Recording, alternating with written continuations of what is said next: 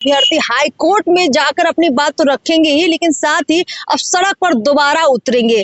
और चूंकि हमने जो तथ्य प्रस्तुत किए हैं वो निश्चित रूप से बहुत ही मजबूत तथ्य हैं, इसलिए हम लोग के पक्ष में या छात्रों के पक्ष में जो है निर्णय आने की संभावना बहुत ज्यादा होगी। सरकार निश्चित रूप से बेकार है, लेकिन सरकार बेकार है तो बेकार को बेकारपन का एहसास होना चाहिए ना।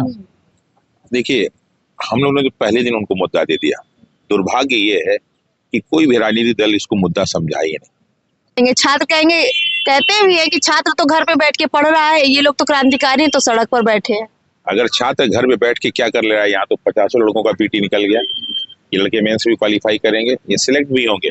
पे ही चलना पड़ा है, सुखी जीवन तो नहीं मिला।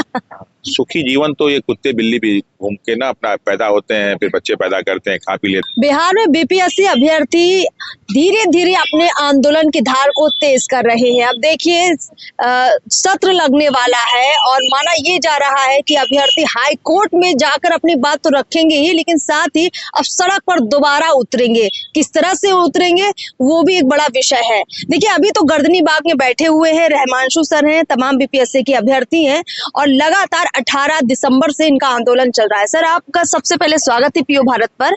और इसी के साथ मैं सवाल लूंगी कि आप लोग हाई कोर्ट में फिर से गए, एक प्रशांत किशोर की भी लगी है याचिका और आप लोगों ने भी याचिका लगाई है। क्या लगता है कि हाई कोर्ट इतनी सारी याचिकाओं को देखकर आपको लगता है कि आपके पक्ष में ही फैसला कर देगा? देखिए, हाई कोर्ट पक्ष विपक्ष की बात नहीं होता है, हाई कोर्ट तथ्यों पे चलता है।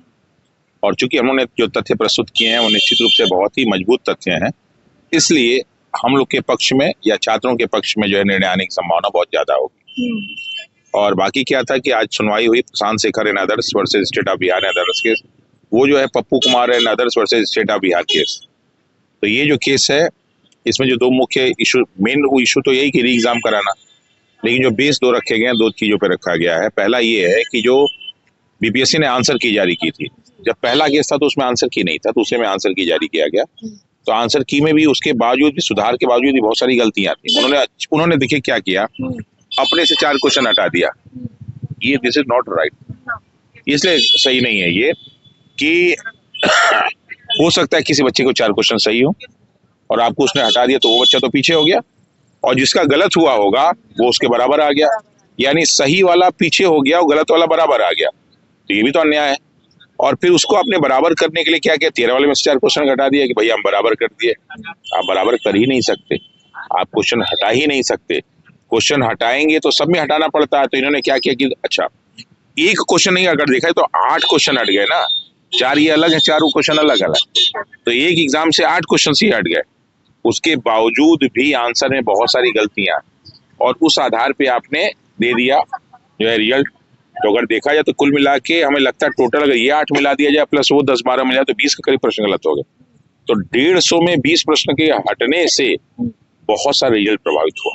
तो ये मुद्दा एक है। मतलब ये तथ्य आपने हाई कोर्ट के सामने रखा है, ये पक्ष रखा है आपने। इसके अलावा आपने जो अनियमितता हुई थी बापू केंद्र पर, उसका भी मुद्दा रखा है, क्योंकि वहां तो परीक्षा ली ही नहीं गई थी। नहीं, जैसे उसमें क्या है कि बाबू परीक्षा परिसर वाला क्या था कि उसमें वाला केस पहले जो माननीय वाईवी गिरी वाले केस है उसमें है वो शामिल चीजें, उसमें सारी अनियमितताओं की बात की गई है। और रिजल्ट ने उसको और पुष्ट कर दिया कि जिन जिन सेंटरों की हमने बात कही थी उन सेंटरों का हमने सर्च करना शुरू किया, तो उसका ग्राफ हमने बताना शुरू किया है कि जिन सेंटरों पे बात कही गई थी पहले केस में, वो सेंटर पे कितना सिलेक्शन हुआ।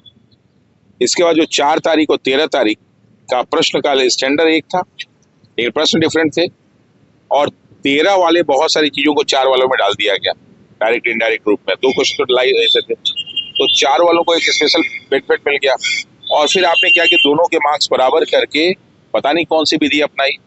नॉर्मली हम लोगों ने नॉर्मलाइजेशन और जो है स्केलिंग सुन रखा है कि कोई बिहार का बीपीएससी वाले कुछ नया हो सकता है निकाले, मनु भाई परमार कुछ गुजरात से लेके आए हो, या इसके पहले प्रतिनियुक्ति पे वो दिल्ली थे तो वहां से कुछ उनको स्पेशल देके भेजा गया हो, या फिर एसएसटी में जो घोटाला किए थे 420 वाला वहां से कुछ सीखे हो, और अपने जो है सारे जो है यहाँ के लोगों के साथ मिलकर उन्होंने डिसाइड किया हो।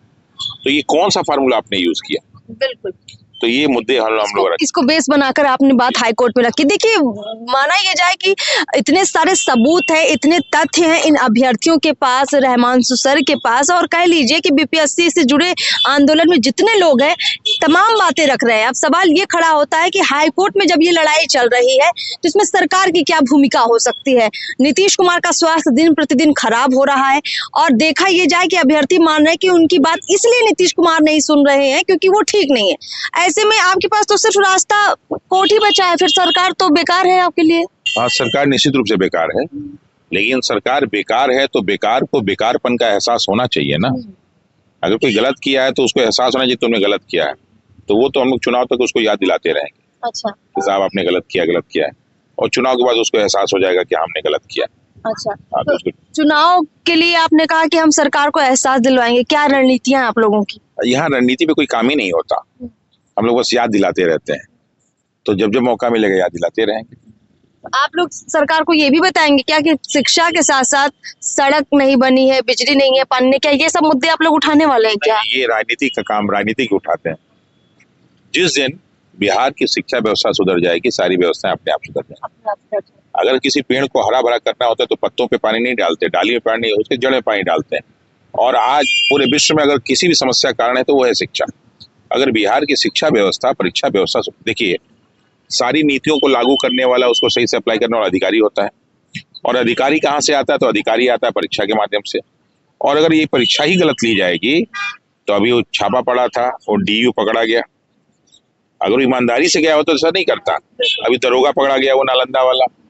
तो ये जो गलत रास्ते से लोग पहुंच रहे हैं वो यही काम करेंगे, और जब ये काम करेंगे तो डीयू की शिक्षा व्यवस्था बर्बाद हुई, पुलिस की वजह से कई और व्यवस्थाएं बर्बाद हुई होगी।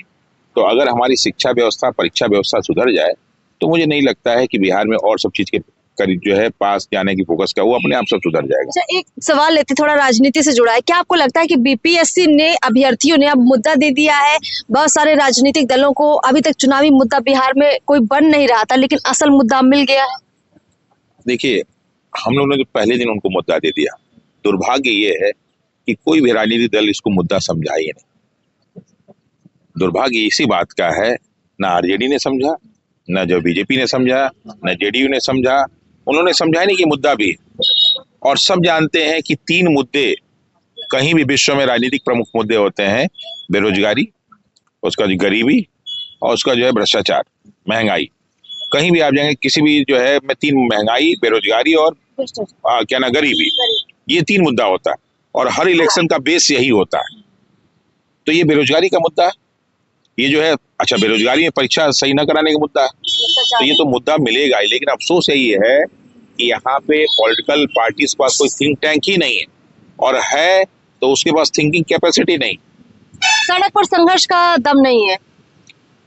एक तो ये होगा ही कि अगर किसी, जैसे यहाँ पॉलिटिशियंस नहीं है, यहाँ पे बहुत सारे ऐसे हैं कि सन ऑफ पॉलिटिशियंस हैं। अच्छा। जिनके पिताजी ने संघर्ष किया, बेटे को गिफ्ट में मिल गया, तो बेटा कैसे अर्थ समझेगा? जैसे मान लीजिए हम लोग अपने बच्चों को देखते हैं कि हम लोगों ने बहुत कष्ट में लाइफ जिया, यहाँ भी हम लोग रह रहे हैं, कोई दिक्कत नहीं, लेकिन अपने बच्चों को कह देंगे तो एसी उनके लिए जरूरी है, उनके लिए हीटर जरूरी है, गर्म पानी के लिए गीजर जरूरी है, उनको अच्छा मोबाइल चाहिए, हम लोग के लिए कुछ भी हो सकता है, उनको जो है क्या नाम है डोमिनोज का पिज्जा चाहिए। अब उनसे कहिए संघर्ष के लिए, तो आराम से संघर्ष नहीं कर पाएंगे। अच्छा, बिहार के नेता संघर्ष नहीं कर रहे हैं पर छात्र कर रहे हैं, तो गर्दनी बाग में कुल कितने छात्र हैं जो पिछले 1-1.5 महीने से आपको लगता है कि लगातार आ रहे हैं? क्योंकि संख्या तो 4 लाख से ऊपर है जिन्होंने एग्जाम दिया। देखिए, जब भी लड़ाई होती है ना, तो लड़ाई में 4,83,000 लोग भाग नहीं देते। अगर लेते तो 4,83,000 का नाम इतिहास में अमर हो जाता। इतिहास में अमर होने वाले कुछ ही लोग होते हैं। भारत का राष्ट्रपिता एक ही घोषित हुआ, महात्मा गांधी, 500 लोग नहीं घोषित हुए। अगर हम बात करें तो बिहार में जितने भी आप लोग मिलते हैं, मतलब आजादी से लेकर अब तक कितने लोग काम न जानते हैं? 50-60 लोग, क्योंकि जनसंख्या तो यहाँ पे करोड़ों में रही होगी। तो लोग इनको फिर छात्र नहीं क्रांतिकारी कहेंगे? छात्र कहेंगे, कहते भी है कि छात्र तो घर पे बैठ के पढ़ रहा है, ये लोग तो क्रांतिकारी हैं, तो सड़क पर बैठे हैं। अगर छात्र घर पे बैठ के क्या कर ले रहा है, यहाँ तो 50 लड़कों का पीटी निकल गया। ये लड़के मेंस भी क्वालिफाई करेंगे, ये सिलेक्ट भी होंगे। जिंदगी में नौकरी पाना ही सबसे बड़ी चीज। नौकरी पाने का तो हम नौकर बन गए। जिस दिन आप नौकरी पाएंगे तो फिर असली लड़ाई शुरू होगी। आपका उच्च अधिकारी आपको डांटेगा, बोलेगा, सही चीज गलत करने के लिए बोलेगा, फिर वहां आदत बनी रहेगी तो आप करेंगे, एक दिन फंसेंगे। तो अनैतिकता यहाँ हम लोग के जो छात्र हैं सब ये किसी से नहीं डरते। मतलब इस संघर्ष से इनका भविष्य खराब तो नहीं हो रहा, क्योंकि इनके माता पिता भी इनको यही बोलते होंगे कि आप लोग कहाँ सड़क पे बैठे, घर आओ कुछ और कर लो। संघर्ष से अगर जो है आने वाला भविष्य खराब होता तो शायद हम लोग इतिहास की किताबों में जो है महात्मा गांधी, चंद्रशेखर आजाद, भगत सिंह, राम प्रसाद बिस्मिल, मंगल पांडे, इन लोग के बारे में नहीं सबको सूली पे ही चलना पड़ा है, सुखी जीवन तो नहीं मिला। सुखी जीवन तो ये कुत्ते बिल्ली भी घूम के ना अपना पैदा होते हैं, फिर बच्चे पैदा करते हैं, खा पी लेते हैं, कौन पूछता है। तो उसी तरह जो है ये 800 करोड़ की जनसंख्या में बहुत सारे लोग ऐसे होते हैं जानवर की तरह पैदा हुए, उनको कोई नहीं पहचानता। ये जो बच्चे लड़ रहे हैं, पढ़ाई करके आप नौकरी तो पाएंगे ना, जीवन यापन के लिए नौकरी चाहिए ना, तो वो तो आप किसी भी तरह कर लेंगे, वो कोई बहुत मुश्किल काम नहीं है। जीवन यापन करना मुश्किल काम नहीं है। एक जो चाय वाली यहाँ जो सामने बैठती है ना, उसे जाके पूछेंगे तो वो जो है एक बीपीएससी के अधिकारी से ज्यादा कमा रही है, तो क्या वो बीपीएससी के अधिकारी के बराबर हो जाएगी? जीवन यापन तो आप कर ही लेंगे, लेकिन कम से कम न्याय अन्याय के लिए लड़ना। आज हम लोग बहुत सारे लोगों को पढ़ते हैं, भारत में रामचरितमानस सब जगह पढ़ा जाता है, भगवान राम को मर्यादा पुरुषोत्तम कहा जाता है, आज तक कोई और है? जबकि वो बचपन से ही दोनों भाई, भरत शत्रुघ्न की पूजा नहीं होती है भारत में, राम लक्ष्मण की पूजा होती है, सीता की पूजा, उर्मिला की पूजा नहीं होती, मांडवी की पूजा नहीं होती है। राम लक्ष्मण सीता क्यों पूजा होती है? बचपन से ही वो दोनों लड़के जंगल में ही पड़े, फिर जंगल ही जंगल घूमे। क्यों घूमे? क्योंकि उनको रावण को मारना था। तो भगवान कुछ लोग को इस कार्य के लिए बनाई के भेजते हैं कि वो तुम जनता के कार्य के लिए ही पैदा हुए हो। जैसे कुछ लोग नौकरी करने के लिए पैदा हुए हैं, वैसे कुछ लोग समस्या सॉल्व करने के लिए पैदा हुए हैं। अब मुद्दे आपने स्पष्ट कर दिया कि जितने भी आपके आंदोलनकारी छात्र हैं, ये अपने साथ साथ समाज के लिए भी एक आंदोलन खड़ा कर रहे हैं जो उनकी बेहतरी के लिए है। बिल्कुल, देखिए अधिकारी बनने के बाद में क्या करता है, ये तो काम करता है, लेकिन आज हम लोगों ने बच्चों में साहस ये डेवलप हो गया है कि सच्चाई के लिए लड़ना सबसे बड़ा शिक्षा होता है। नौकरी करना तो एक छोटा सा बात है, ये सब क्या आप सोचते हैं कि बच्चे नौकरी नहीं कर लेंगे? कौन से बहुत सारे बच्चे पीटी क्वालिफाई किए हैं, बहुत सारे बच्चे क्वालिफाई किए, मेंस भी क्वालिफाई करेंगे, उनको बहुत सारी चीजें आती हैं, ऐसा नहीं है। और देखिएगा कि जब फाइनल रिजल्ट जब भी आएगा बहुत सारी चीजों का, तो सब लड़के सिलेक्ट मिलेंगे आप। बिल्कुल सर। लेकिन लास्ट में ये होता है कि आपने जो है समाज के लिए क्या किया, तो समाज के लिए ये भी तो जरूरी है। बहुत अच्छा सर, बहुत अच्छा लगा बातचीत करके। कुल मिलाकर देखिए स्पष्ट हो गया है कि आंदोलन सिर्फ इसलिए खड़ा नहीं किया गया कि हल्ला मचाया जाए या शोर मचाया जाए, बल्कि जमीन पर बदलाव चाहते हैं ये अभ्यर्थी। इसीलिए चाहते तो आराम से घर में बैठ के पढ़ाई करते, कोई और एग्जाम निकाल सकते थे, लेकिन संघर्ष कर रहे हैं और उसमें रहमांसु सर जैसे शिक्षकों का साथ मिल रहा है। देखते हैं इसका कितना सकारात्मक प्रभाव पड़ता है सरकारों पर और सत्ता परिवर्तन पर। फिलहाल पीओ भारत पर इतना ही। नमस्कार।